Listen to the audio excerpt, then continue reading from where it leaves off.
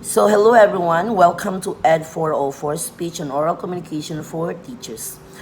Our instructors for this subject is Mr. Claudio San Jr.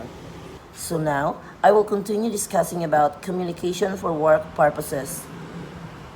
Planning an interview by Adler 2012. So first is define the goal. So what is your goal in life? So a goal is an idea of the future or desired results that a person or a group of people envision, plan, and commit to achieve. So purpose of the interview. Your objectives or your goal is to get an offer to a job, and the employer objective is to find out the following. So the interviewee will try to determine whether you'll be assessed to the organization. Second is identify or analyze the other party or respondents. This is the most convenient ways to identify your parties or respondents.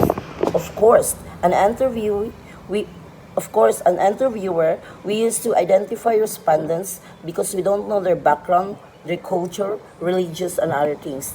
First, you need to prepare the candidate for the interviewee. Second, make the candidates comfortable at first. Third, know what you need and clear about it. Last, converse rather than to interrogate. Third is prepare a list of topics. In doing the interview, you need to do a list of topics in order not to broaden your interview so that it's easy for you to ask the questions to your interviewee, so that your main purpose will not go out of the context. Fourth is choose the best interview structures. The structures of your interview should start with introducing yourself to the respondents. Tell them that your name and involvement in the hiring process. Also, have the client give their name, title, and brief introduction to themselves before diving into an interview questions. Then after that, prepare your respondents for the final interview. Fifth is consider the possible questions. After the interview, there's the possibilities that your respondents will ask questions you. So as an interviewer, you need to come as always to handle these questions coming from your respondents. So dili man dyan nato malikaya na after one-on-one conversations, dili mangutana jud ang atong respondents or the interview nga atong ga-interview kung unsa ni siya kabahin, what is the goal, unsay mga angay buhaton in that certain area or the certain sa imong company. Last is number 6, arrange the settings. So get that just right size. So if your space should be big enough, then you accommodate everyone to become comfortable. If your space is too small, then people can feel claustrophobic, while overly large rooms can make it difficult to establish rapport. So the interview settings, so simple. This includes the venue or the locations, the language used, or other external factors that set the overall tone on the interview.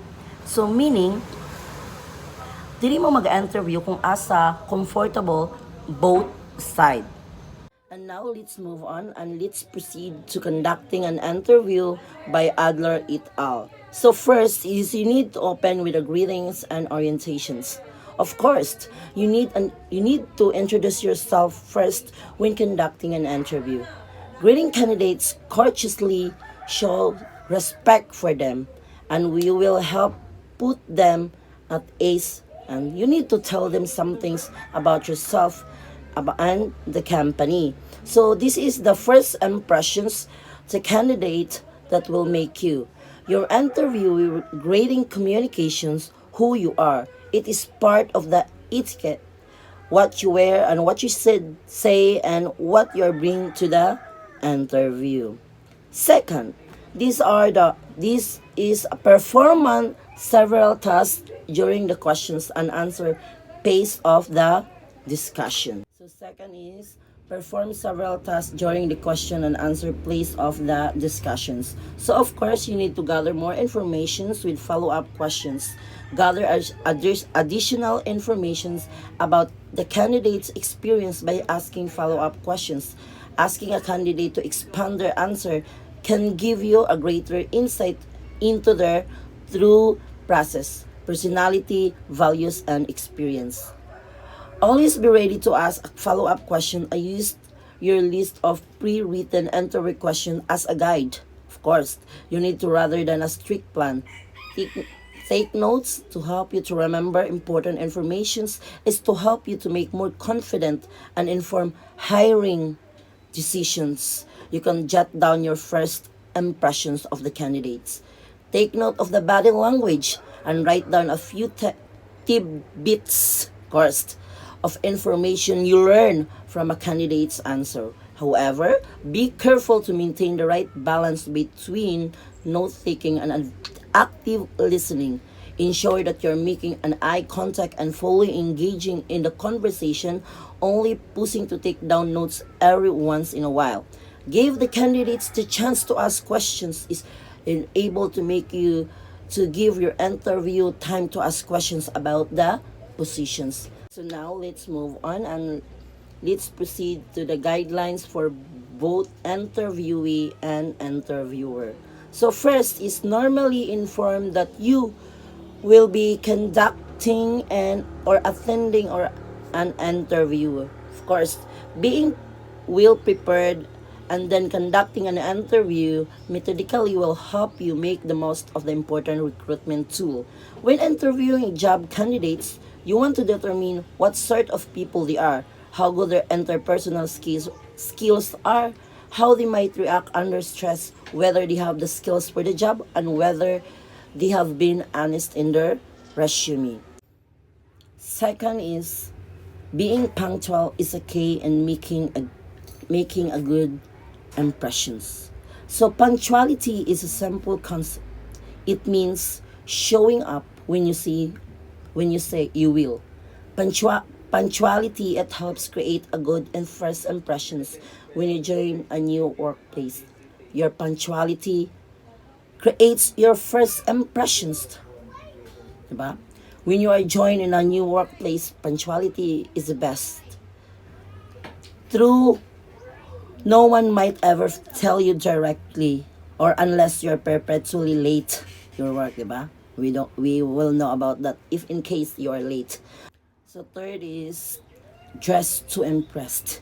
So of course, we all know that it is important guidelines to both interviewee and interviewer to dress up in a formal attire. When it comes to dressing or success, the easiest and most widely accepted attire, it is a blue or a black suit. This will be applicable for men and women. Now that said, dressing up the suit with calm color is a good idea as well. A colored shirt or blue house, a complementary tie or jewelry can make the look complete. Of course, when you do and applying a job, it is very important that you need to clean your dress. So of course, diba, kung dila ka magmatter, like if okay ang imuhang dress, so mas possible nga dali kang madawat. What if you're working in a company like in a BPO company, ikaw nag-short ka, it is not a good idea man po, diba? So now, let's proceed. Number 4, always start with a good handshake. So greetings customs have varied from one country to another since time it is immemorial. You can find an amazing variety of interesting and intriguing ways in which people greet one another. However, one of the most common way in which people greet each other is with a handshake. The practice of shaking hands has become so ubiquitous that we hardly ever wonder why people shake hands or how did this way of greetings come into practice. So when you offer a firm or handshake or introduce yourself looking them in the eye, you make the first impression in your employees, managers, and even business prospects. It's undoubtedly set a strong foundation for business relationship or job interview as it strengthens your overall images. That is, start with a good handshake. So next is color your words with kindness. So the words you use during an interview can make big difference. Your words during an interview convey an impressions of you and your abilities. Make it positive one. As you practice for your interview, keep your word choice in mind and make it to the positive one. Next is avoid unnecessary stories. Of course, in doing an interview, you need to avoid these stories. You need to direct to the point because in doing that, na possibility nga you're out of the context. You are different from the questions and to your answers. So, number 7 is do not lose eye contact during an interview. Why we need to maintain eye contact during an interview? Of course, in doing an interview or company meetings, you need to maintain your eye contact. This can make those you are speaking with feels as you thought they can trust you. Avoiding eye contact for extended periods of time can make it look like you have something to hide and thus make you appear less trustworthy to others. So, good eye contact in an interview means you are interested and appreciative of the employer's time. Poor eye contact is considered as disrespectful. So last but not the least is the magic words is thank you. After all receiving and gather all the information from the interviewee, you need to say thank you because thank you is the most powerful weapon which you can use to change the world. That's all. Thank you.